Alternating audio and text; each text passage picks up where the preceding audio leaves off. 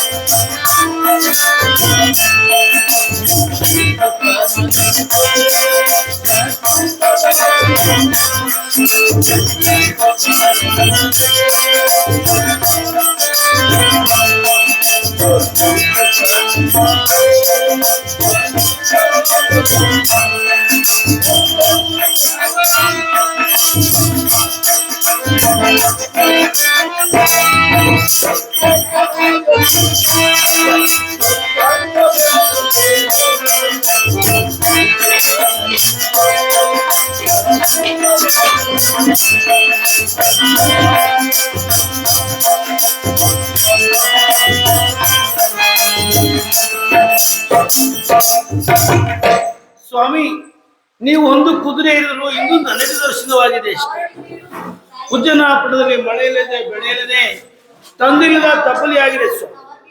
ಬನ್ನಿ ಎಂಬುದಾಗಿ ಪಲ್ಲಕ್ಕಿಯಲ್ಲಿ ಕೂರಿಸಿಕೊಂಡು ತಾಮ್ರದ ನಗರಕ್ಕೆ ಹೋಗಿದ್ದಾರೆ.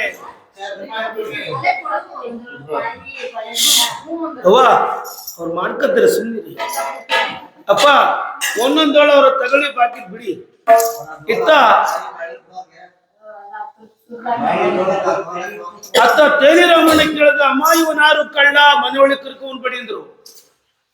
ಸ್ವಾಮಿ, ಇವರೇ ಉಜ್ಜನ ಪಟ್ಟಣದ ಅರಸರು ವೀರ ವಿಕ್ರಮರು ಸ್ವಾಮಿ. ಇವರಿಗೆ ಗ್ರಹಬಾಧೆಯಿಂದ ಕಷ್ಟ ಬಂದಿದೆ. ನಮ್ಮ ಮನೆಯ ಕರ್ಮಭೋಗ ಕಳೆದು ಹೋಗುವುದೆಂದಾಗ, ಇಲ್ಲ ತಾಯಿ, ಚಂದ್ರಶೇನ ಅರಮನೆಗೆ ಹೋಗಿ ಅನುಮತಿ ಪಡೆದು ಬರುತ್ತೇನೆ ಎಂಬುದಾಗಿ ಒಳಗಡೆ ಬಂದರು. ಪ್ರಭುಗಳೇ ಜಯವಾಗಲಿ, ವಂದನೆಗಳು ಸ್ವಾಮಿ. ಸಮಾಚಾರವೇನಪ್ಪ? ಸ್ವಾಮಿ, ನೀವು ಶಿಕ್ಷೆ ಕೊಟ್ಟ ಕಳ್ಳನನ್ನ ನಮ್ಮ ಮನೆಯಲ್ಲಿ ಕಾಪಾಡ್ತೇನೆ, ಅಪ್ಪಣೆ ನೀಡಿ. ನಿನ್ನಲ್ಲಿ ನೀತಿ ನಿಯಮ ಇದೆಯಪ್ಪ, ದಯದಾಕ್ಷಿಣ್ಯವಿದೆ, ಆತನು ಉಪಚಾರ ಮಾಡೋದಂದ್ರು. ಬಂದರು ಸ್ವಾಮಿ. ಹರಿಭಕ್ತರಿಗೆ ಶರಣ ಸ್ವಾಮಿ. ನಿಮ್ಮ ಸಮಯ ಶುಭ. ಮಹಾರಾಜರು ನಿಮ್ಮ ಸೇವೆ ಮಾಡಲು ಅಪ್ಪಣೆ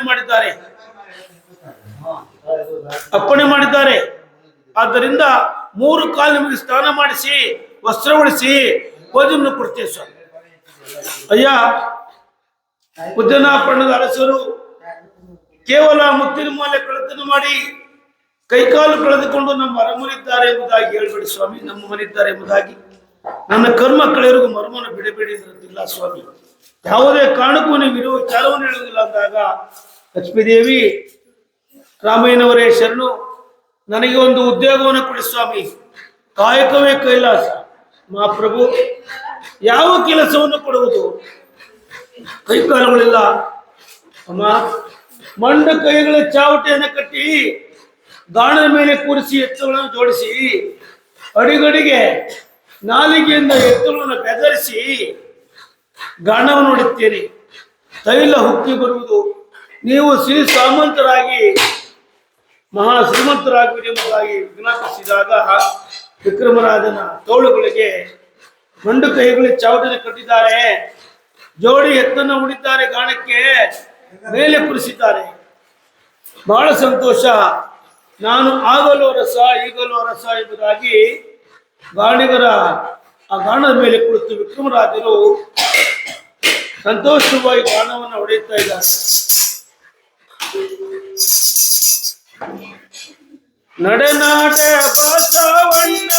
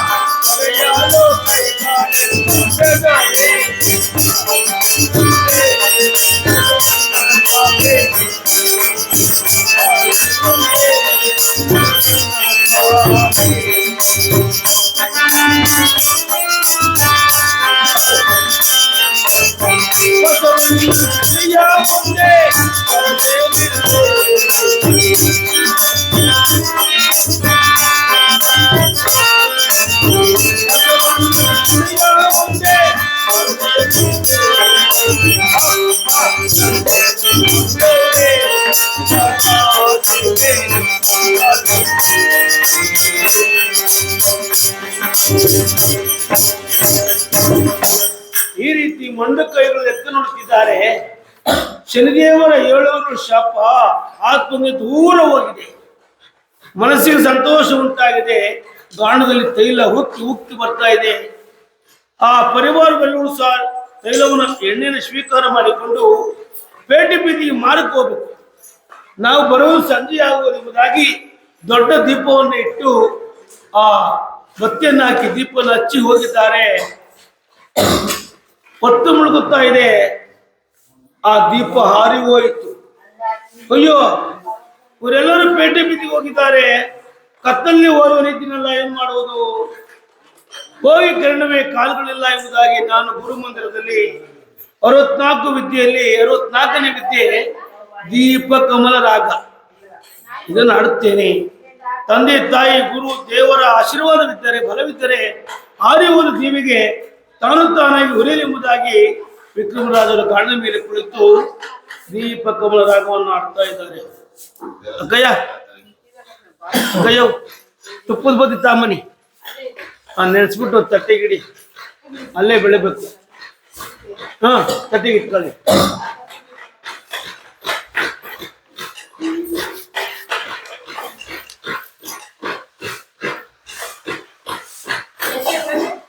ಒಂಬತ್ತು ಚಿಕ್ಕದಕ್ಕೆ ರೌಂಡ್ಗೆ ಇಟ್ಕೊಳ್ಳಿ. ಏನ್ ಗೌಡ್ರು ಕಾಯ್ತುರಿ ನಿಂತಿರಲ್ಲ, ತಟ್ಟೆಗೆ ಇಟ್ಕೊಳ್ಳಿ. ಹೋಗಪ್ಪ, ಖಾಲಿ ಹೊಟ್ಟೆಲ್ಲ ಹೋಗ. ಮಕ್ಳು ಮರಿ ಕಾಯ್ತವೆ. ಒಂದ್ ಕಾಯಿ 70 ರೂಪಾಯಿ. ಹಂಗ ಕುಡಿತೀಯ? ಬೆಗ್ಗೆ ತುಂಬ್ಕೊಂಡು ಹೋಗೋದು ಇಲ್ಲಿಂದನೆಯ. ಒಂದ್ 5 ಕಾಯಿ ಒಳ ಹಾಕೊಂಡು ಹೋಗೋದು.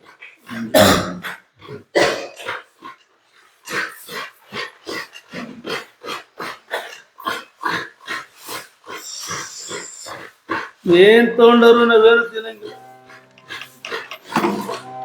ಮನೆಯವ್ರಿಗೆ ಸಿಗೋರು, ನಾನು ಸಿಗೋರು. ಇನ್ನೇನ್ ತಿಂತಿ ಚರ್ಪ ಪಕ್ತವ್ರಿಗೆ ಕೊಡ್ತೀನಿ. ಮಕ್ಕಳು ಎಲ್ಲ ತಿಂತವೆ.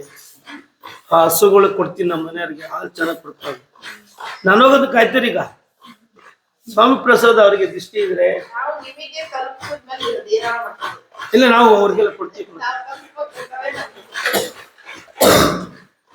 ಹಚ್ಚಿದ್ರ 3 ಜನ ನಿಂತ್ಕೊಂಡು ಬೆಳಿಬೇಕು. ಆಮೇಲೆ ಅಲ್ಲಿ ದೇವ್ರ ಮನೆಗೂ ಬೆಳಿಬಿಟ್ಟಯ ಆಚೆ ಮಾಡಿಬಿಟ್ಟು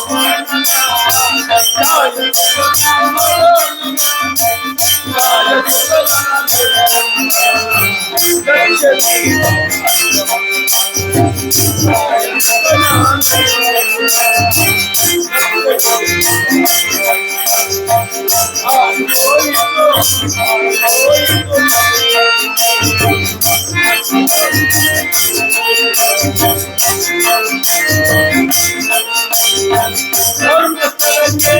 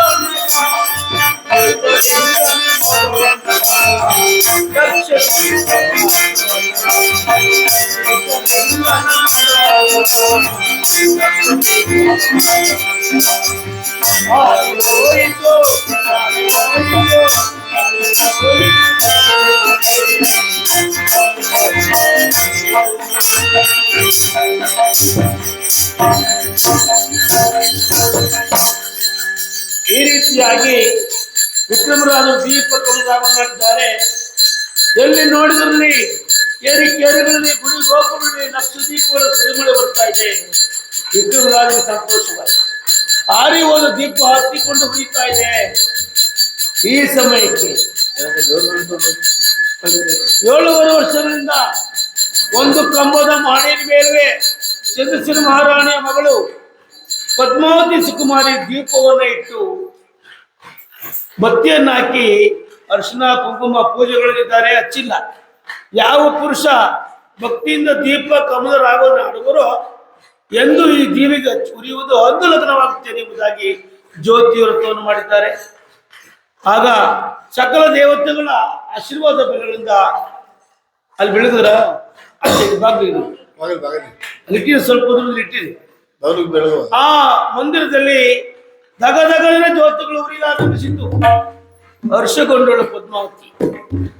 ಎಂದಿಗೆ ನನ್ನ ದೀಪಗಳು ತಾನಾಗಿ ಉರಿದೆ. ನನಗೆ ಲಗ್ನ ಮಾಂಗಲ್ಯಾಧಿಪತಿ ದೊರೆತಂತಾಯಿತು. ಎಲೆ ಸೇವಕಿಯರೇ, ಈ ಪುರುಷ ಎಲ್ಲಿದ್ದಾನೆ ಕರ್ಕೊಂಡು ಬಂದಿದ್ರು.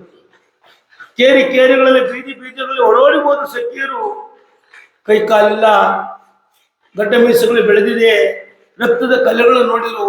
ಓಡಿ ಬಂದ್ರು. ಅಮ್ಮ ಅವನು ಕಳ್ಳ ಕಣಮ್ಮ, ಕೈ ಕಾಲಿಲ್ಲ ಕಣಮ್ಮ, ಕುರುಪಿ ಆಗಿದ್ದವ. ಕಳ್ಳನಾಗಲಿ ಸುಳ್ಳನಾಗಲಿ ಅವನ ಕರ್ತವ್ಯ ಇದ್ರು. ಬೆಳೆಗಳು ತಾಮನೆ ಅಲ್ಲಿ ಇಟ್ಬಿಟ್ಟಿದ್ದೇನೆ. ಆಗ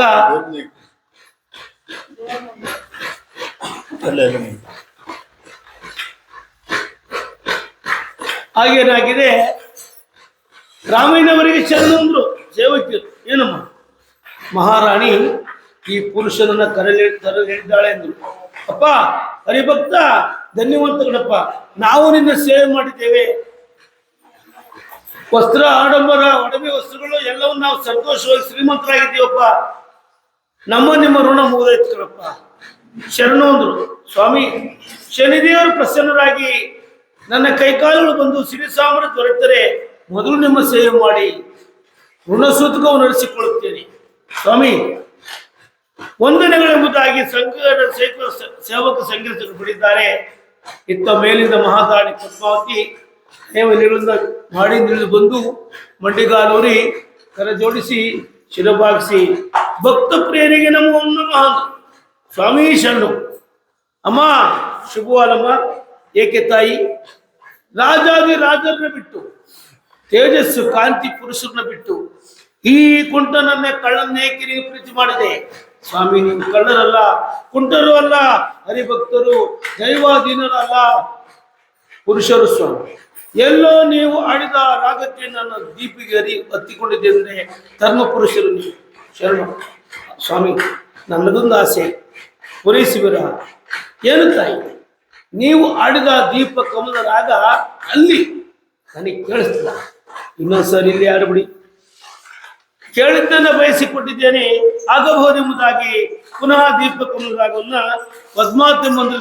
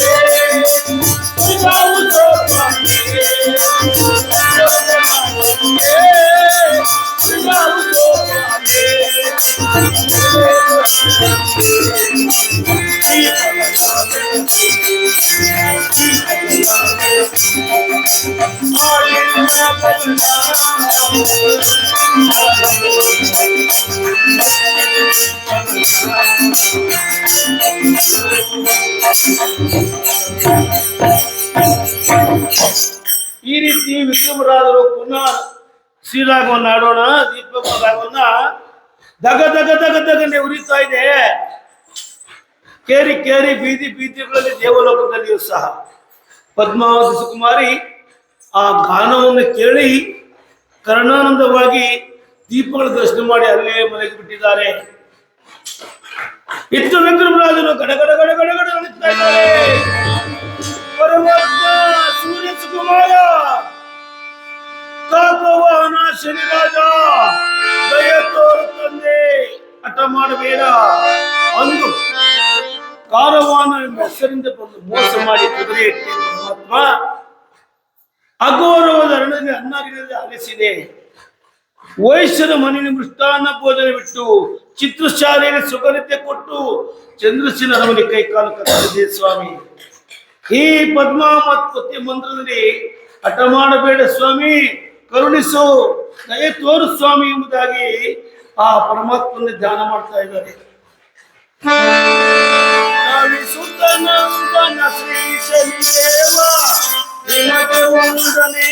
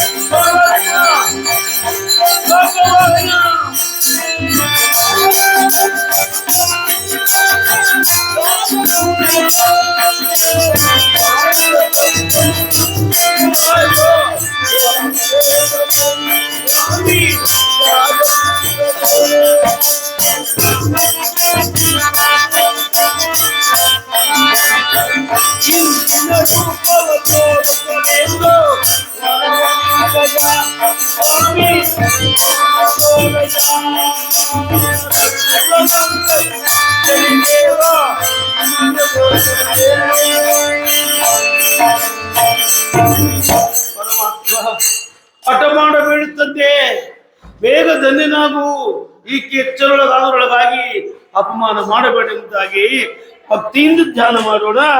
ವಿಕ್ರಮನ ಭಕ್ತಿಯಿಂದ ಆ ನುಡಿದಂತ ಸ್ವಾರಸ್ಯವನ್ನು ಕೇಳಿ, ವಿಕ್ರಮ ಎದರ ಬೇಡ,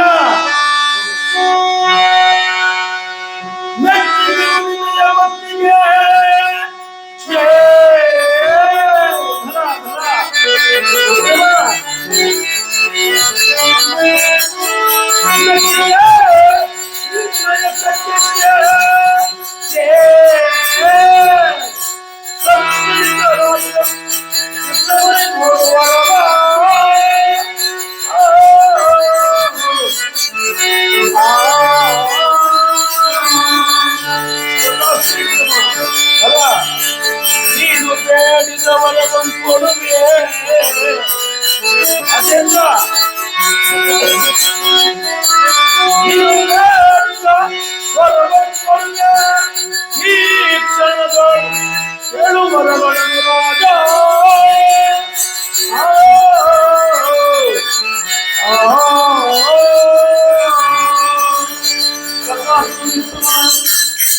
ಮಂಗಳಾನಿ ಭವಂತು ಶುಭಮಸ್ತು.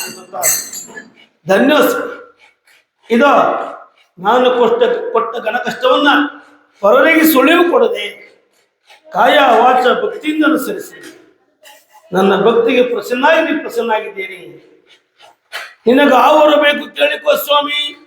ರಾಜೇಂದ್ರ, ಅಪ್ಪ ಇದೋ ನೋಡು, ಓಡೋಡಿ ಬರಡುವೆ, ಪಾದಗಳಿಲ್ಲ, ಕೈ ಮುಗಿಯುವೆ, ಕೈಗಳಿಲ್ಲ ಸ್ವಾಮಿ ಎಂಬುದಾಗಿ ಮಂಡು ದೇಹದಲ್ಲಿ ಉರುಳು ಸೇವೆ ಮಾಡ್ತಾ ಇದ್ದಾರೆ. ಓಂ ನಮ ಶನೇಶ್ವರಾಯ ಎಂಬುದಾಗಿ 9,000 ಉರುಳು ಸೇವೆ ಮಾಡಿ ಪಾದ ಮೇಲೆ ಮಲಗಿದ್ದಾರೆ. ಧನ್ಯನಾದ ಸ್ವಾಮಿ. ಶ್ರೀಮದ್ ರಮಣ ಗೋವಿಂದ